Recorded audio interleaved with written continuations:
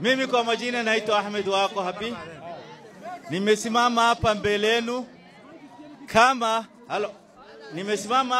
yenu kama member of governing council ya Borana Council of Elders. Na tena ni Jima Secretary General.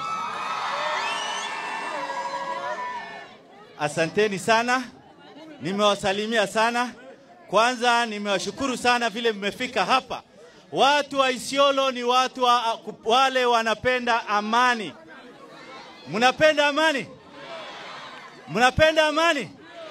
Sisi ni watu tunapenda amani. Wale watu wanasema hatutaki amani, kwanza huyo sio bora na piwa. Sisi tunataka amani, amani, amani. Na hii serikali inayoongozwa na Governor Abdi Ibrahim, huyo ni serikali ya amani. Si mumeshaona? Kiazi tisi ametangu wakuje, ile amani tulikuwa tunavuna, ndio hao watu wanataka kufuruga. Tafadhalini sana, mimi nawaambia hao watu, kama wanataka kiti ya governor, kama wanataka kiti yote, waangoje kura ya 2027. Hii mambo ya kutafuta mlango ya nyuma tumekataa. Isiolo haitaki mlango ya nyuma watu kutafuta na power. Hebu inueni mkono. Inueni mkono jameni. Mlango wa nyuma umekataa. Mnataka amani. Wale wanatafuta na mlango wa nyuma ni wale watu hawataki amani. Sisi tunawaomba hata wale MCS wetu tunawaamini hawa ni watu wa amani na wanapenda amani kwa ward zao.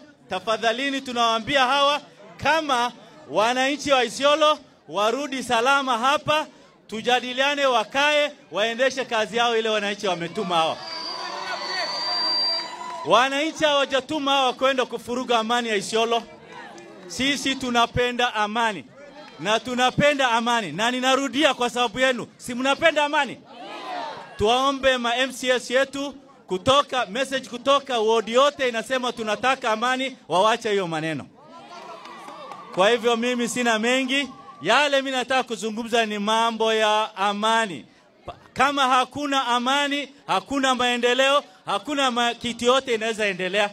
Mumeshaona siku 4 hii wamefunga hii ofisi, hakuna mtu amelala vizuri. Watu walikuwa wanaogopa, wanatetemeka, hawajui vile watamuka kesho kutatendeka nini, na hiyo mwisho ikue sasa. Mmekubali? Asanteni sana.